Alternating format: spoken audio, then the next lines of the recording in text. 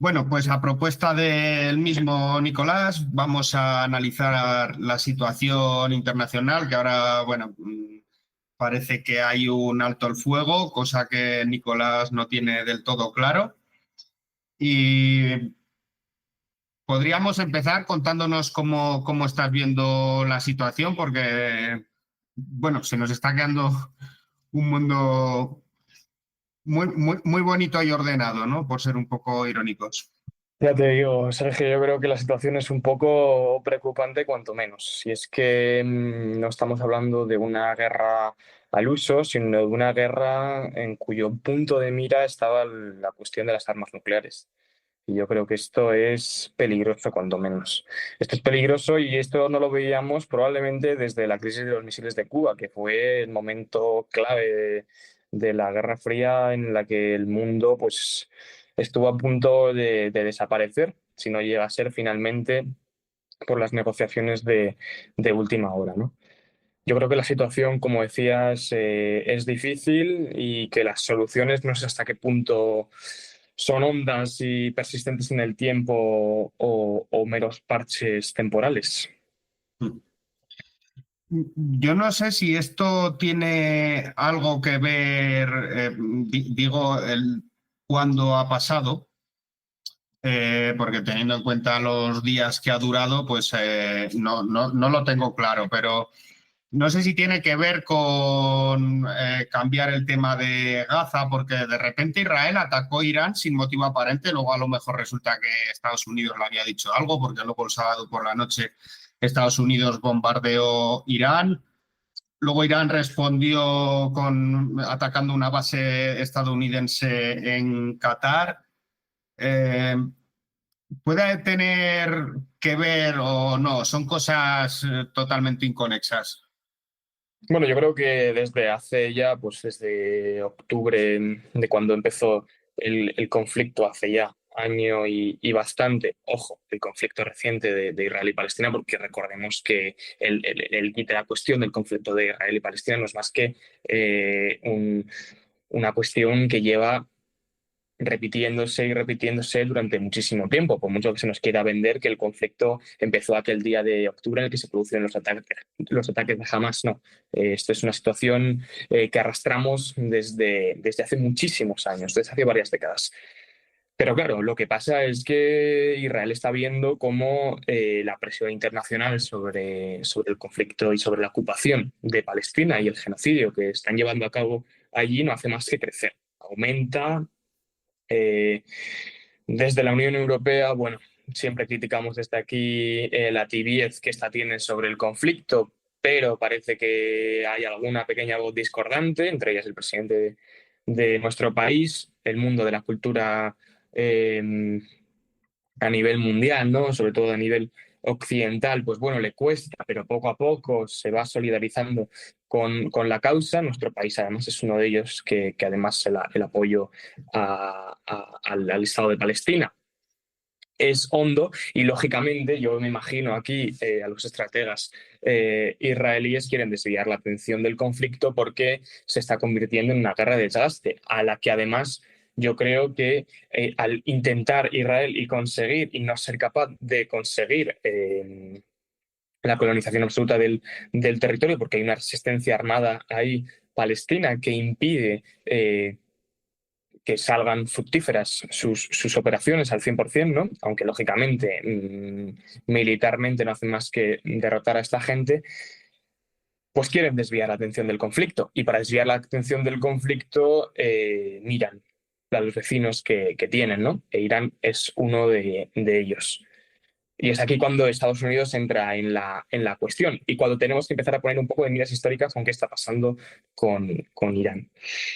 Lo que está pasando con Irán, Sergio, es que en 2000, en 2015 ya se firmó un primer acuerdo para impedir que Irán tuviese armas nucleares. Recordamos que las armas nucleares Es una cuestión que desde los años 50, años 60 se ha ido repitiendo y ha sido el kit de las relaciones internacionales bélicas a nivel mundial, y lo que han hecho los estados ha sido impedir que éstas proliferasen. Es por ello por lo que se firma el Tratado de No Proliferación Nuclear. Es decir, no queremos que el mundo se acabe a golpe de clic, porque recibir un ataque nuclear equivale a lanzarlo tú mismo, y ello, la solución a esa ecuación es la destrucción absoluta de la civilización que nosotros conocemos. Entonces, para conseguir que eso no lleve a buen puerto, es decir, que no se proliferen con las armas nucleares, que se apueste por el rearme, por una política basada en la negociación y en la paz mundial, lo que se hace es intentar, en primer lugar, asegurar los armamentos y arsenales nucleares que ya tenemos. Es entonces cuando, al margen de Naciones Unidas, surgen organizaciones que lo que hacen es controlar este tipo de armamentos basados en el derecho internacional, como el caso de la que tiene la propia Naciones Unidas, y que es la que se está todo el rato en la prensa hablando al respecto, porque es la que emite los informes sobre los daños que tienen estas plantaciones de enriquecimiento de uranio de Irán, sobre las fugas nucleares que hay en la central de Zaporilla, etc. Y tratamos, como estamos diciendo, de que estas no vayan a más. ¿Qué pasa? Que Irán quería armas nucleares, pero Irán, recordemos que es firmante del Tratado de No Proliferación Nuclear, es decir, que se comprometió a no tenerlas. Desde 2006, 10 años de intensas negociaciones diplomáticas entre la República Islámica y el resto de actores internacionales, en 2015 se firma el Plan Integral Conjunto, que consigue que Irán no prolifere en su afán de crear de crear armas nucleares. Esto que lo que nos iba diciendo sus plantas de enriquecimiento de uranio y sus niveles de producción de este propio material y de extracción, que además es que el uranio se sitúa en Irán, es que quería tener armas nucleares. Es entonces cuando se firma este tratado y se le levantan todas las sanciones que tenía Irán a nivel internacional por el propio hecho de querer crear armas nucleares, con la promesa de que se iba a rebajar estos niveles de enriquecimiento de uranio y poco a poco se iba a desmantelar todo el programa nuclear iraní. Recordemos entonces que lo que se firma es que se va a reducir las reservas de uranio enriquecido un 98%, hasta quedar, creo, de memoria, que entre 160 y 180 kilos de uranio enriquecido, es decir, prácticamente nada, ¿no?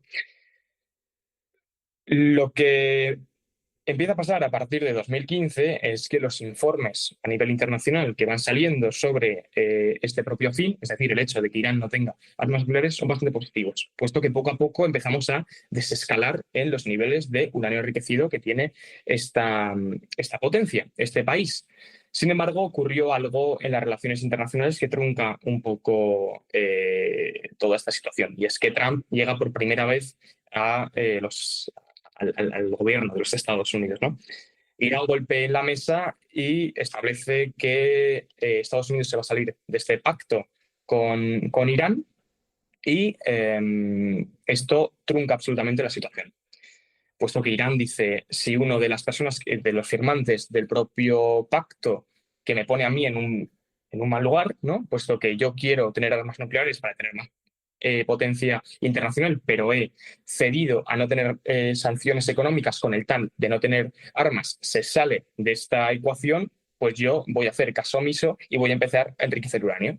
Entonces se da un golpe bastante importante, puesto que pasamos de afianzar un poco la seguridad atómica a nivel mundial, impidiendo que una potencia en el Medio Oriente no tenga armas nucleares, a que de repente, probablemente por el egoísmo y por el afán de protagonismo que estos tipos de líderes, como son Trump, tienen continuamente, pasamos a tener más problemas de seguridad colectiva, ¿no? Porque Irán se empieza a armar otra vez y empieza a desarrollar programas. Cuando, ojo, los informes de la propia CIA, además, hasta aquel momento, hasta el momento que Trump dice que no, eran bastante positivos. Es decir, Irán estaba cumpliendo con los requerimientos internacionales. Y esto es algo bastante importante, porque pese a que ahora Es cierto que había plantas de uranio enriquecido, bueno, que hay plantas de uranio enriquecido en Irán. Recordemos que más o menos estaban enriqueciendo uranio al 60%. Recordemos que necesitamos el 90% de uranio enriquecido para crear bombas atómicas, por lo que estaban a poco, ¿no? Creemos, de poder conseguir este material para crear la bomba atómica. Estas plantas, estos gobiernos, estos programas nucleares estaban sujetos a la observación internacional, estaban sujetos al derecho internacional, cosa que en Israel, y esto si quieres lo comentamos después, no pasa, porque Israel tiene un armamento nuclear fantasma, porque no hay ningún tipo de actor de Naciones Unidas que se introduzca dentro de las plantas nucleares de Israel, porque no lo sabemos. Entonces, bueno, la situación es compleja y la situación está también capitalizada un poco por estos medios occidentales, ¿no? Que siempre nos pintan las cosas monocromáticas, cuando probablemente la realidad sea bastante más colorida de lo que vemos, sea una escala de colores. Aquí yo creo que es un poco más complicado.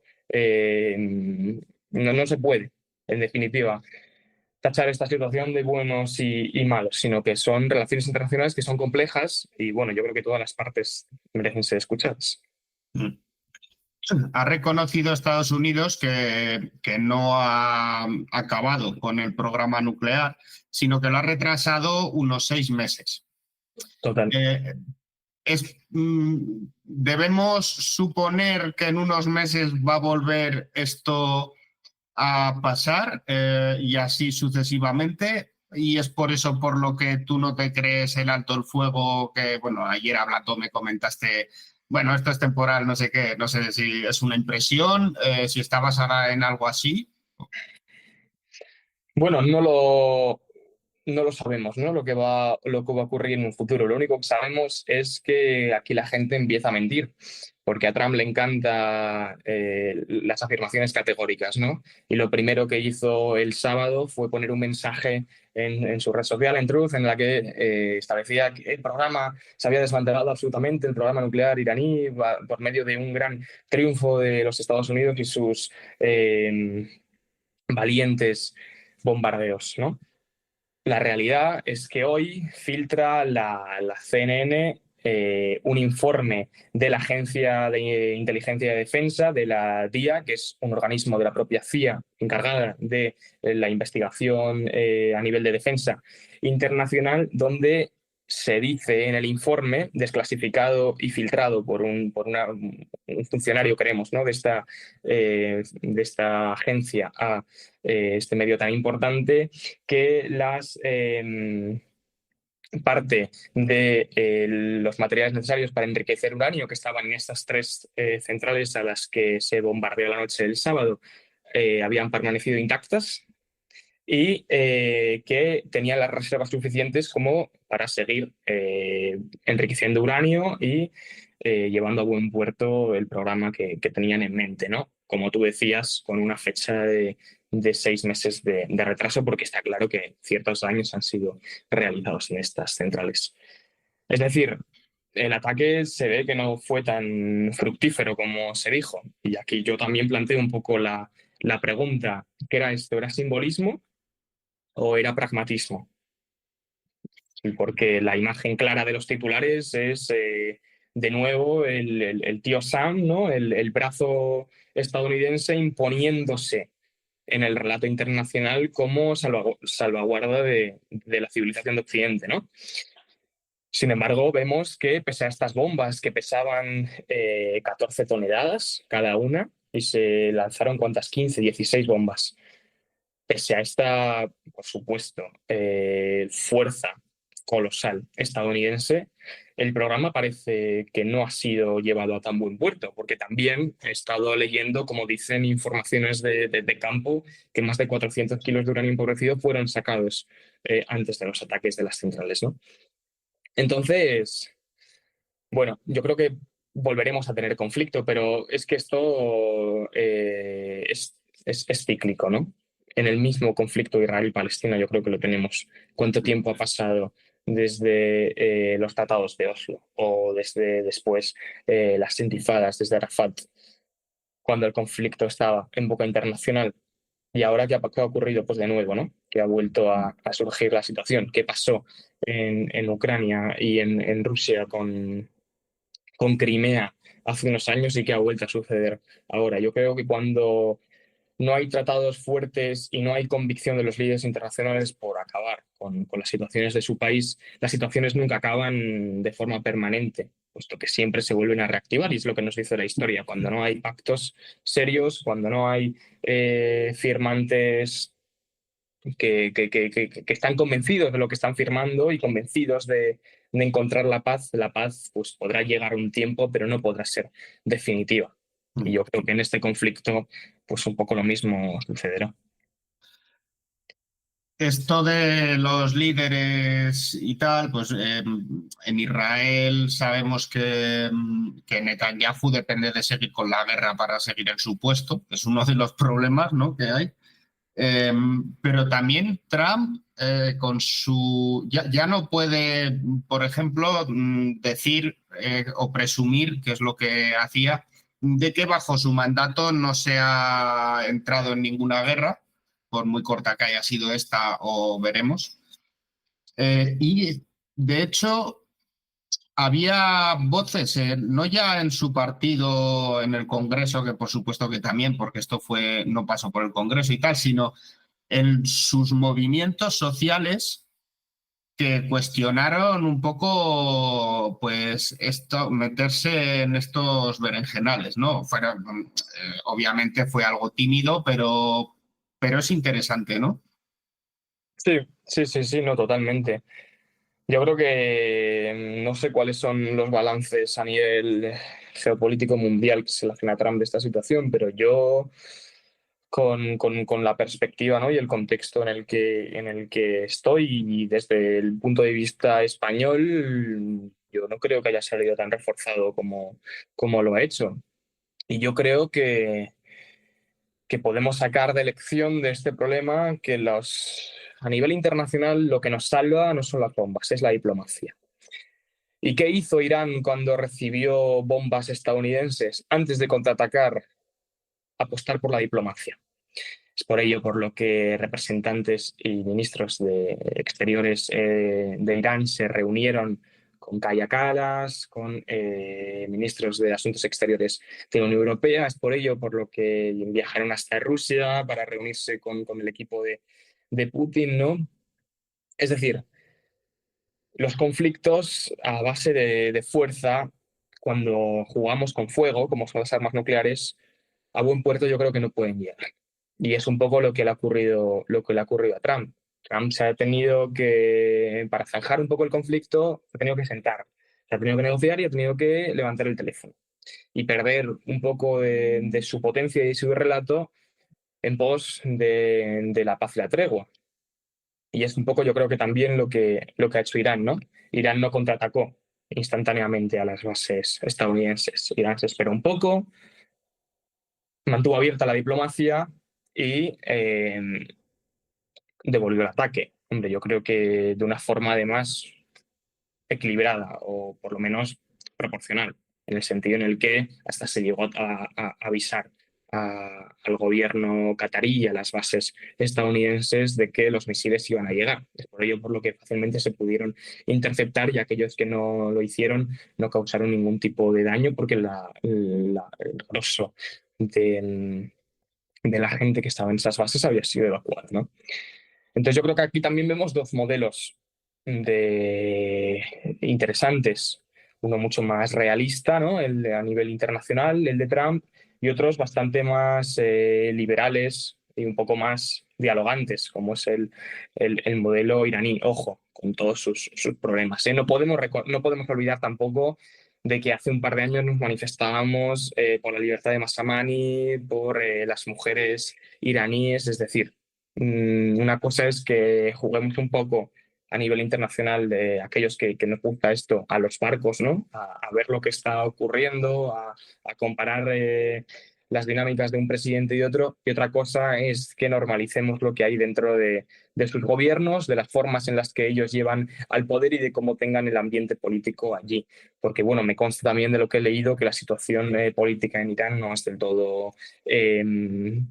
tranquila ni estable, ¿no? Y que es una de estas, también fue uno de los detonantes del ataque israelí a Irán, que atacó primero, tampoco lo olvidemos. Entonces, bueno, no todo es tan sencillo ni tan categórico, ¿no? Y ahora, bueno, la OTAN, pues, iba a decir se ha filtrado, no se ha filtrado, sino que lo ha publicado Trump. El propio Trump.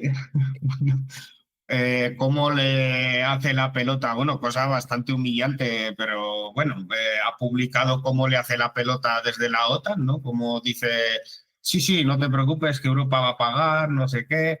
Bueno, pues eso, ahora viene bueno, ahora no, lleva tiempo, lleva todo este año, no sé si tiene que ver o si lo sé, que tiene que ver con la llegada de Trump, ¿no?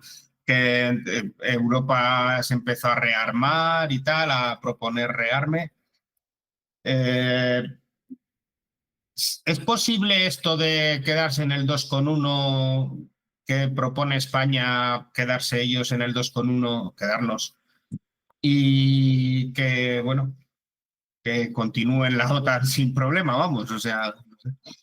Pues según los analistas de defensa, sí, sí es posible. Pero yo creo que ahora mismo, más importante aún que la pregunta de si es posible o no, este 2,1 cumpliendo con los requerimientos de la OTAN, yo creo que tenemos que pensar un poco en quién gobierna y quién controla estas organizaciones, ¿no? La propia organización del Tratado del Atlántico Norte. Porque tengo aquí delante el mensaje donde le dice Rutte, secretario general de la OTAN, a Trump, el mensaje al que te referías, ¿no? Congratulations and thank you for the decisive action in Iran. Es decir, pues eso, enhorabuena por tu ataque a Irán, decisivo, extraordinario, y algo que nadie se hubiese atrevido a hacer. Y acaba diciendo, it makes us all safer, ¿no? Nos hace estar más seguros a todos. Estás volando hacia otro gran suceso, ¿no? Éxito. Entonces, bueno, a mí esto me molestó muchísimo. Yo no sé qué opinas tú, pero yo esto lo leí ayer cuando se filtró y al principio no me lo creí. O sea, esa fue mi honesta reacción, ¿no? Y pobre inocente de mí, y pobre iluso que soy, pero al principio dije, esto no puede ser, no puede ser verdad, ¿no? Este nivel de colegueo que nos parece incluso bochornoso. Es que tú lo calificas de colegueo, bueno, me has preguntado que qué me parece. Es que a mí me parece que primero la OTAN se arrastra, cosa que por otro lado, bueno, tampoco la OTAN es Estados Unidos, ¿no? No sé, que puede no sorprender, pero es que luego cómo se deja humillar pues se deja, digo, porque después incluso parece que le ha gustado que se haya publicado el mensaje. No sé. A mí me parece súper humillante, es lo que me parece. A mí me da muchísimo asco, muchísimo. O sea, me parece una cosa tristísima. Y que debería, en nuestro país, yo creo que reactivar los debates sobre la necesidad o no de estar dentro de estos círculos y de moverse con estas retóricas y de estar sucumbidos por los artículos dentro de la propia organización a las acciones que realizan ciertos países, porque yo no sé si se ha parado a tiempo o no la escalada de violencia dentro de esto, de esto, pero si hubiese el ataque de Irán sido más potente contra las centrales, o si se le hubiese antojado algún misil balístico intercontinental, es que igual de repente nos arrastra a nosotros como país a un conflicto en el cual a priori no teníamos nada que ver, ¿no? Por los artículos que hay dentro de la firma de estos tratados de adhesión. Entonces, no lo sé. También yo creo que nos va a servir un poco a todos para darnos cuenta de a la gente a la que estamos rendidos. Y a mí me produce muchísima tristeza. Cuando además hemos visto, ¿no? O todos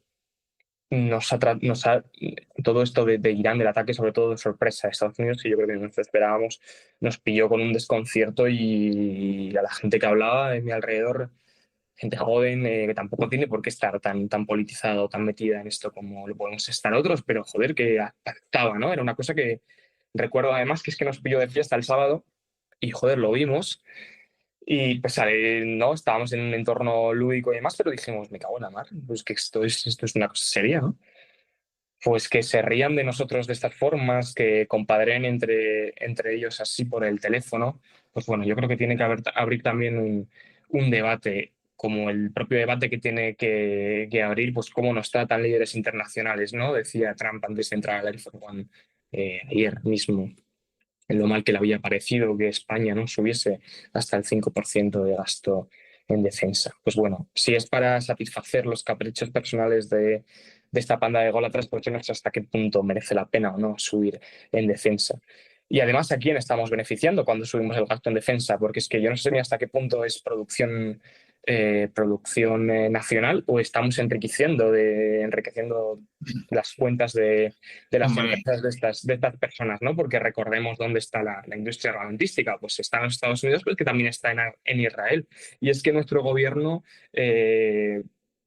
recomiendo a los oyentes que lean el diario.es a las investigaciones de Olga Rodríguez, cómo semana sí, semana también se encuentran desde las concesiones que hace Moncloa a empresas israelíes continuamente, armamento que va y armamento que viene. Entonces, subir el gasto militar, pero beneficiando a quién y además con qué finalidad, ¿no? No sé.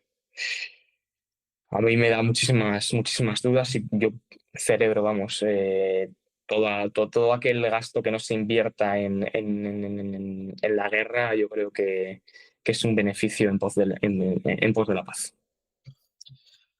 pues ojalá España se pueda plantar donde pretende y, y poner en valor también que lo esté intentando hacer, al menos, ¿no?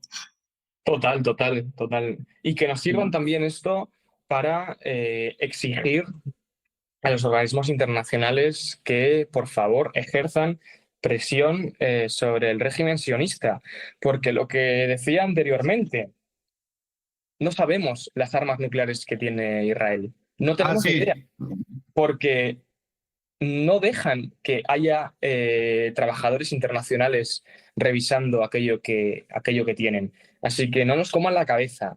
Es decir, eh, quien supone un problema para nosotros a nivel de seguridad es aquellas personas a las que no podemos controlar en beneficio del derecho internacional las armas que poseen.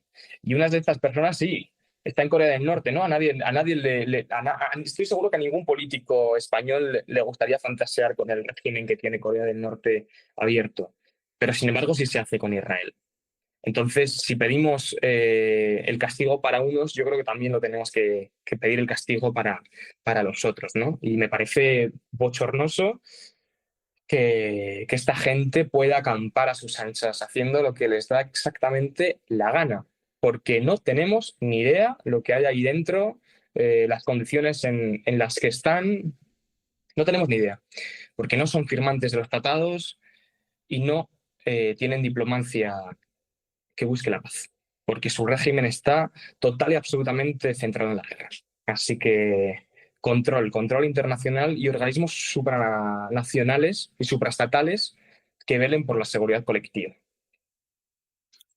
Bueno, pero es que estamos hablando de un país que ataca a Irán y Europa dice que no, que es que ese país tiene derecho a defenderse cuando es el agresor. Quiero decir que es que todo alrededor de Israel, eh, pues eso, es que no sé si la palabra es extraño o no sé, es que ya no sé de verdad cuál es el calificativo para explicar el trato con Israel, más allá de, bueno, sí, de la historia y tal, lo que pasa que es que hay cosas que caen por su propio peso, ¿no?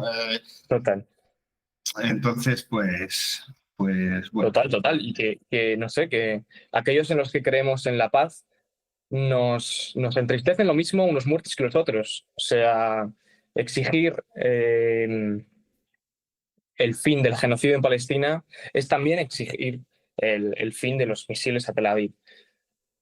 Porque me da igual quién sean, son gente que sufre y me entristece por igual.